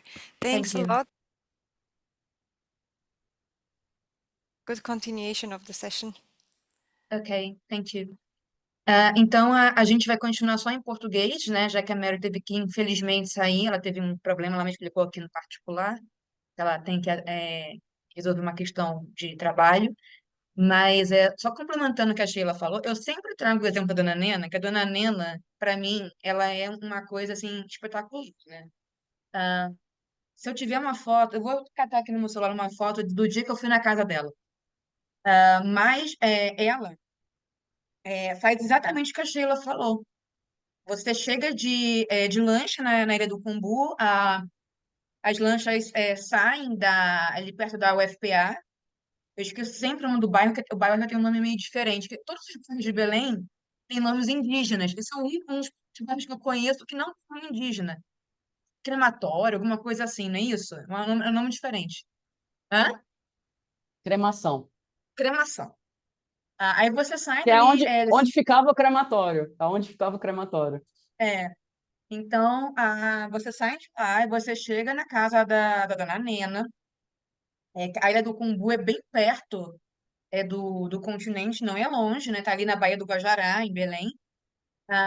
E aí você chega na casa da Dona Nena, você chega, ela faz o tour pela casa dela, explicando como ela faz o chocolate dela, e tem várias qualidades de chocolate para você provar. Tem, inclusive, o brigadeiro que ela faz, que é maravilhoso. Se vocês tiverem oportunidade de ir a Belém, ó, estão aqui sugerindo de você fazer uma visita guiada, Sheila. Mas Ó, pessoal, é o seguinte, quem quiser vir a Belém, tá? É só me mandar um direct lá no Instagram que eu faço e não cobro nada, até porque eu sou bem bairrista mesmo e dependendo do dia que a pessoa vem, eu acompanho, a gente vai nos lugares que eu curto ir, porque eu vivo bastante a cidade. Então, assim, quem curte andar de caiaque, eu saio de caiaque do lado da UFPA e vou até o Cumbu de caiaque. Quem curte, né, isso é um rolê bacana de fazer. Tem alguns restaurantes que são os meus favoritos ali, né? Eu já tenho, né, algumas benesses, a gente já consegue pegar ali uma praia deserta, num horário específico da maré, então a gente vai para o Cumbu, pega uma praia deserta, né, que dura só uma horinha a praia, depois a praia some porque a maré muda, depois a gente volta, toma um açaí, come um peixe assado e tal. Então, assim, tem muita coisa bacana, mas a Dona Nena, juntamente com a Prazeres é outra pessoa muito importante ali na Ilha do Cumbu. A Ilha do Cumbu, há 35 anos atrás, só tinha um restaurante chamado Saudosa Maloca. E a Saudosa Maloca, ela continua existindo. E uma das coisas da Saudosa Maloca continuar existindo é porque a Prazeres, que é a dona, ela é turismóloga, né? Ela não vende, é o único restaurante que você vai no Cumbu que não vai te vender refrigerante em garrafa de plástico, que não vai te vender água em garrafinha de plástico, ela vai te trazer um copo de vidro com água, bem mais barato, inclusive. O refrigerante lá é refrigerante de garrafa de vidro, né? Ela não trabalha com, com plástico, porque ela tem uma preocupação em relação ao resíduo que ela gera ali. Ela investiu, ela tinha grana para investir para fazer piscina, porque estava na moda, todo mundo estava fazendo piscina nos seus restaurantes lá e tal. Ela não quis fazer a piscina para investir num biodigestor. E aí ela tem um biodigestor lá, todos os restos de alimento ela coloca no biodigestor, aí ela tem o gás de cozinha para o restaurante dela todo produzido com biodigestor. Então, assim, ela tem um trabalho, ela também faz parte da associação, junto com a dona Nena, de mulheres extratoras de óleo de andiroba ali do Cumbu, né, que é a AME Cumbu, e junto com a dona Nena, elas fazem uma dobradinha. Então, o que que rola? Elas estão oferecendo um pacote turístico que é assim: você vai tomar café na Dona Nena primeiro, toma um chocolate, uma tapioquinha e tal, conhece lá a casa do chocolate, como a Dona Nena faz o chocolate, e depois vai almoçar lá na Prazeres, vai almoçar lá na Saudosa Maloca. Então, existe essa parceria delas lá, né? Infelizmente, eu preciso admitir isso. Existe uma grande especulação comercial acontecendo agora no Cumbu, o Cumbu está em alta, então muitos novos restaurantes estão surgindo que não estão prezando pela segurança, pela descarte correto dos seus resíduos, né? Então, assim, quando eu falo assim, ó, quando você vier aqui, eu vou te dizer qual é o melhor lugar para você ir e tal, tudo, porque assim, tem uma galera que eu não indico. Tem uma galera que fala assim, ó, já fui nesse lugar, não gostei, a pessoa não cuida do seu lixo, a pessoa não polui ali a ilha, tudo mais. E como eu ando sempre de caiaque lá para o Cumbu, eu conheço a galera de lá, né? Então, assim, tem um pessoal que vale muito a pena conhecer, né? Outros nem tanto. Mas no caso da Dona Nena, ela recebeu o Macron, né? O Macron veio e o Macron ficou 4 horas em Belém. Das 4 horas que ele ficou em Belém, ele veio, foi recebido no aeroporto pelo Lula e pelo governador, foram para a Estação das Docas. Da Estação das Docas, depois eles pegaram um barco e foram para a casa da Dona Nena. E lá no Cumbu, né, ele conheceu a fábrica de chocolate, que é um exemplo, e que, inclusive, a Dona Nena foi objeto de estudo do Profinit recentemente para ser uma exceção à regra, porque a gente está falando de IG a manhã toda agora, sempre direito coletivo, coletivo, coletivo, mas existe uma exceção nas indicações geográficas para único produtor.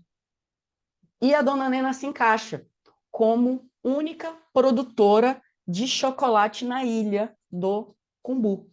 Então, teve um aluno nosso aqui do Profinit, aqui do Instituto Federal do Pará, que ele fez um estudo de viabilidade desse pedido de indicação geográfica para a Dona Nena como única produtora de chocolate, porque ela se encaixa nessa exceção, né? E aí a gente está torcendo para que o mais breve possível a documentação dela já esteja toda ok para formalizar o pedido, né? Porque o aluno já defendeu, já colou grau, e a gente sabe que foi positiva a análise feita pelo aluno em relação a essa indicação geográfica para a Dona Nena para o chocolate do Cumbu, né?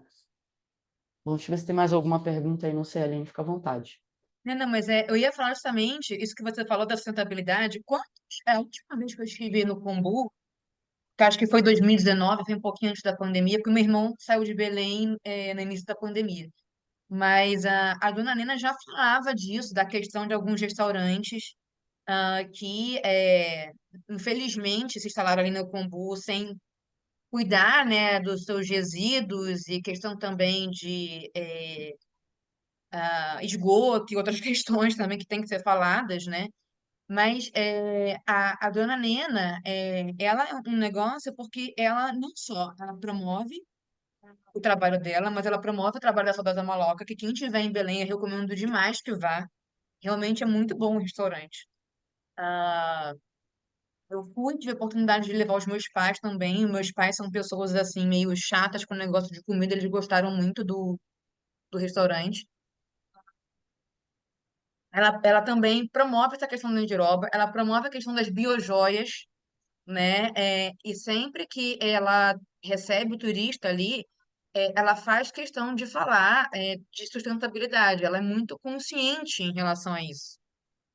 E eu acho que isso é uma coisa que é bem interessante da Dona Nena. E Dona Nena, tem qualquer salão de cacau, de chocolate, o governo do Pará dá um jeito de levar a Dona Nena para participar, justamente porque ela é um bom exemplo, né?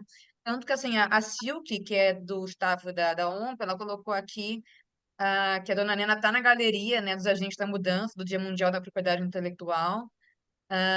E as pessoas estão aqui comentando, né, que no caso do Paraná, né, tem um projeto que deu certo porque teve ajuda governamental e política e muita dedicação, que foi o Parque Nacional das Cataratas do Iguaçu e Parque das Aves, e isso precisa ser multiplicado para outros estados, né?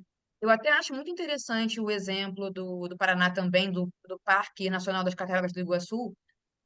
Tem a Pâmela, que é da Argentina, e é muito engraçado você ver a diferença dos dois lados, né? Eu estive dos dois lados, das cataratas, né, que tem o lado argentino e o lado brasileiro. O lado brasileiro, digamos assim, ele é mais organizado, né? O lado argentino é belíssimo, muito cá entre nós, sem nenhum bairrismo. O lado argentino, na minha opinião, é mais bonito, embora o highlight das cataratas, é, que são a Garganta do Diabo, esteja do lado brasileiro, né, para você ver, visitar e tal. Mas a diferença de organização dos dois lados, infelizmente, para os argentinos, é muito distante. O lado brasileiro, você consegue fazer uma série de experiências que você não consegue do lado argentino.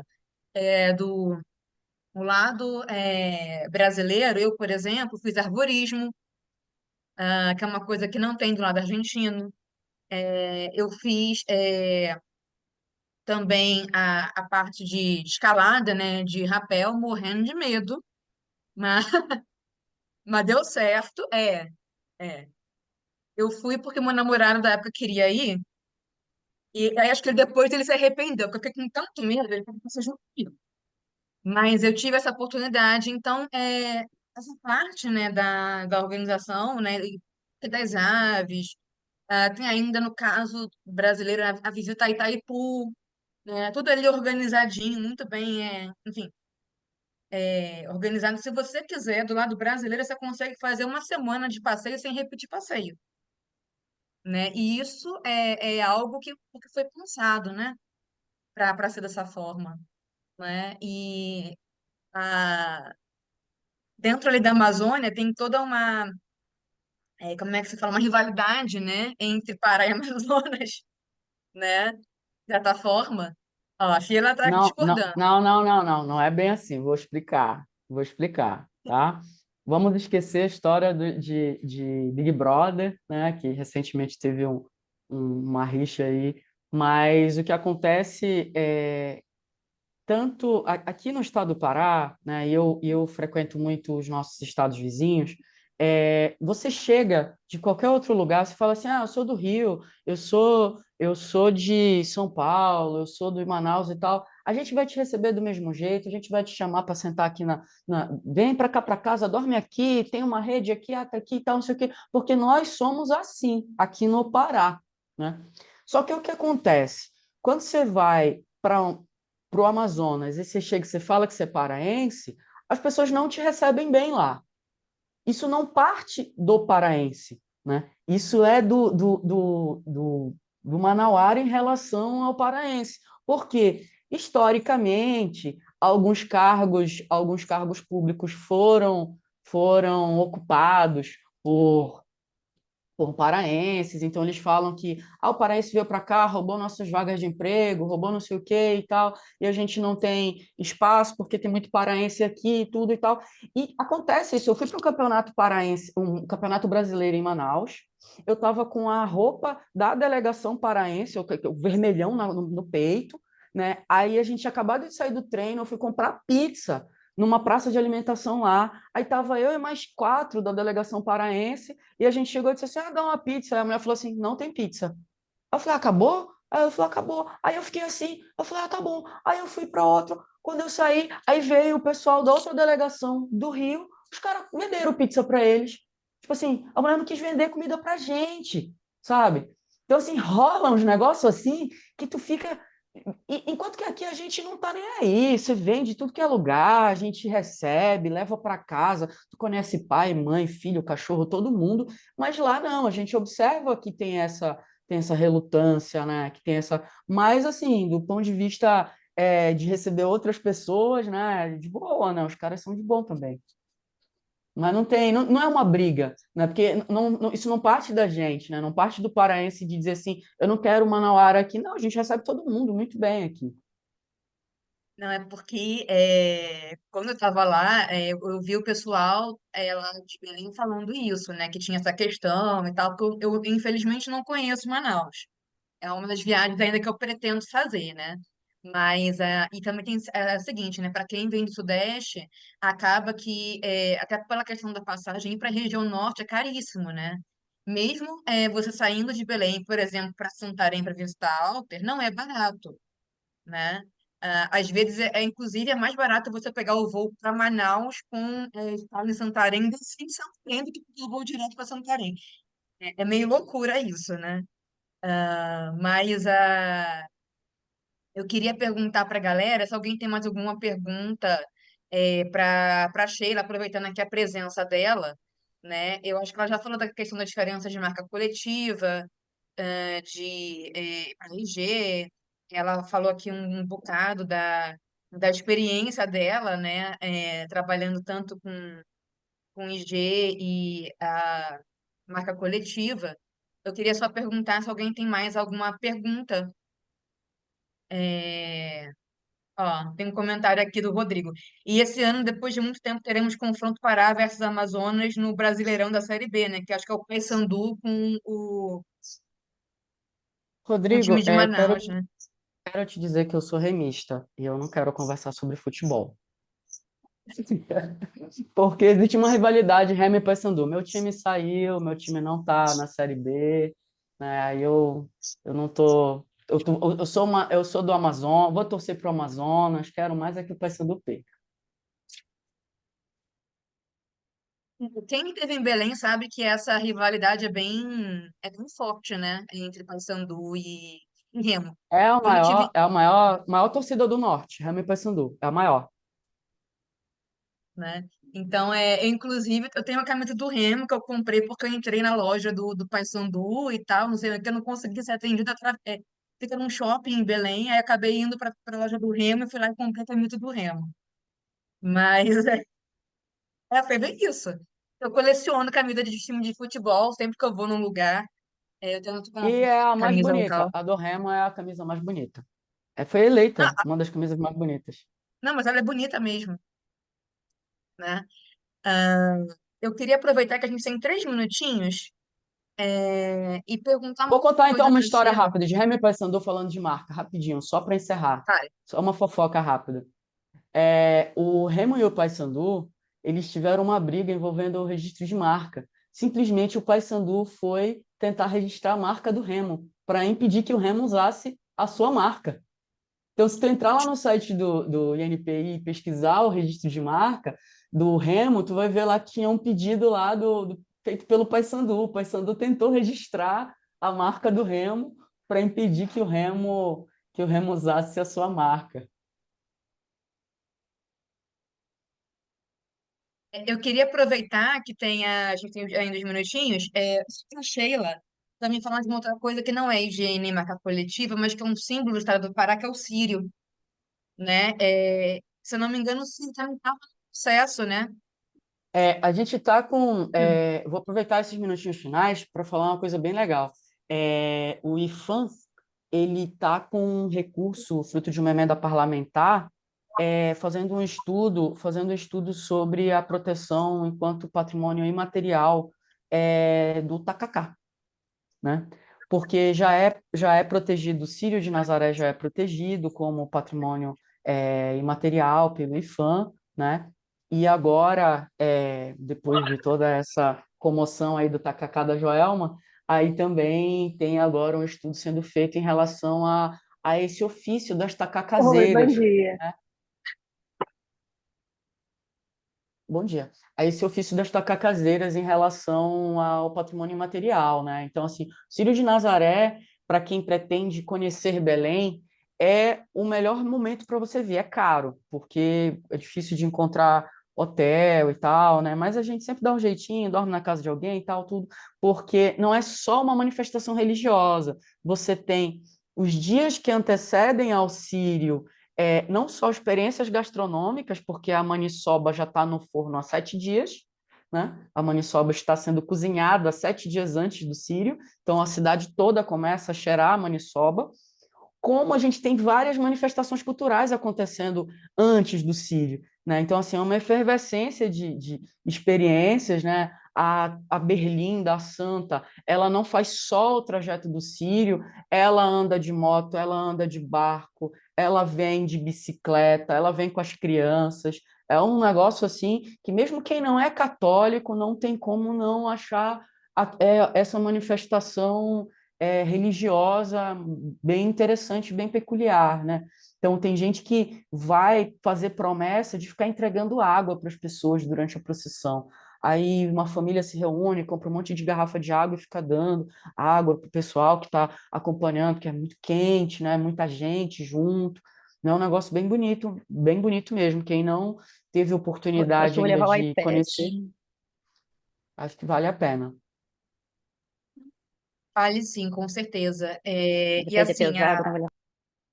gente, por favor, quem não estiver falando, deixa no mudo, por gentileza. Mas eu acho bem interessante, porque, de certa forma, o Círio é o Natal do paraense, né? De certa forma. E o meu irmão, quando ele morava em Belém, ele morava num bairro chamado Batista Campos, que é bem perto do Rio de Nazaré, onde fica a Basílica. Dá pra ir a pé e tal, é um passeio bem legal. O Emílio Guedes também fica ali perto. É, então, quem quiser ir, mesmo fora da época do Círio, a Basílica de Nazaré é bem interessante de se visitar. E também entender, né, que independentemente da religião, né, para o paraense, Nazinha, né, que é como eles chamam Nossa Senhora de Nazaré, é, é um evento. É um evento e as pessoas se mobilizam, independentemente da religião.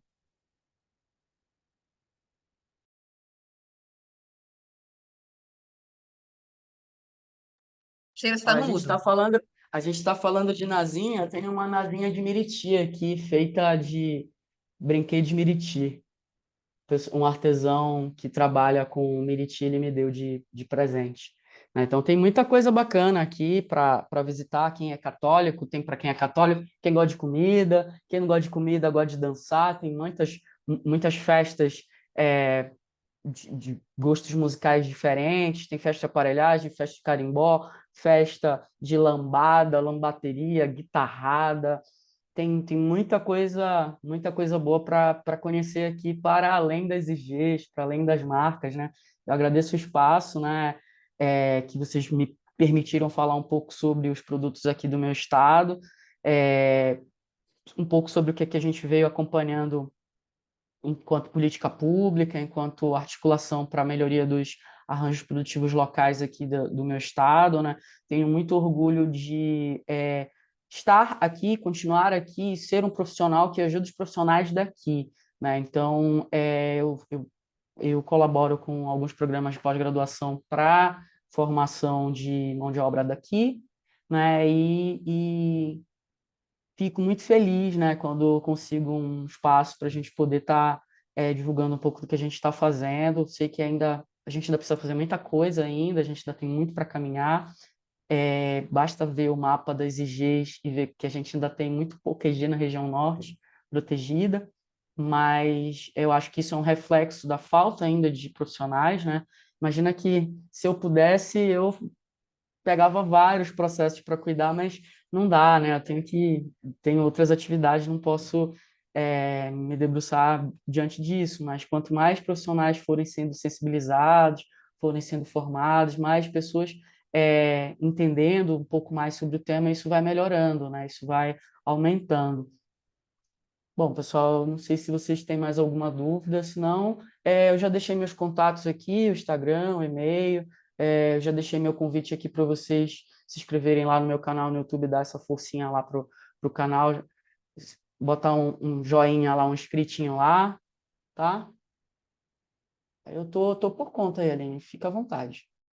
Não, a gente só tem que agora que agradecer a você pela disponibilidade, por ter topado vir aqui falar.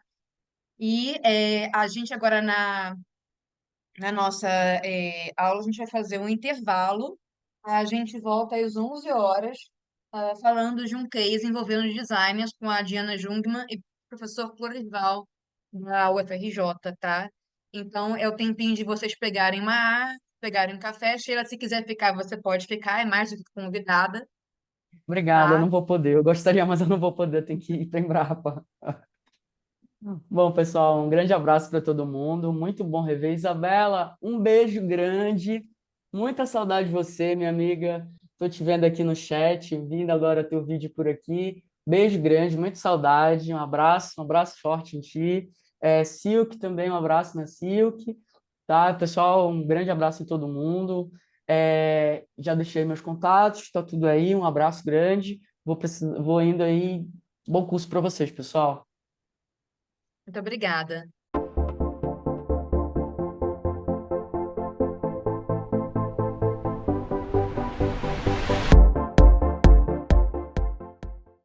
As praias de águas cristalinas e piscinas naturais formadas entre os recifes fazem de Porto de Galinhas um dos mais belos destinos do Nordeste brasileiro.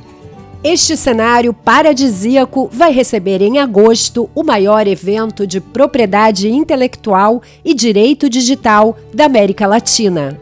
Porto de Galinhas será a sede do 44º Congresso Internacional da BPI, tanto pela infraestrutura e beleza, quanto pela sua proximidade com a capital de Pernambuco.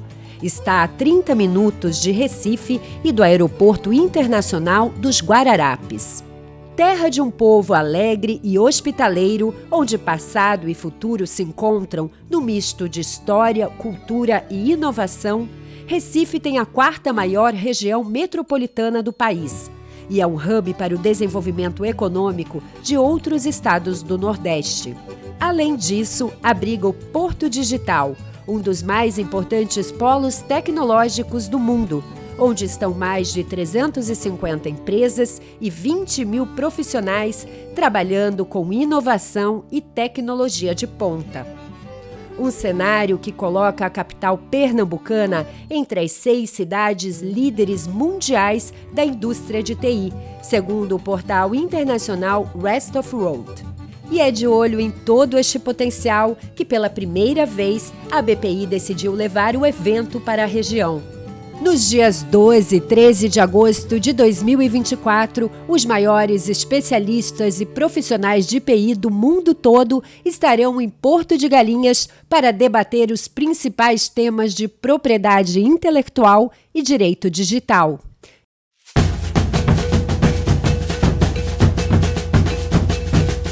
E também, é claro, para muito networking.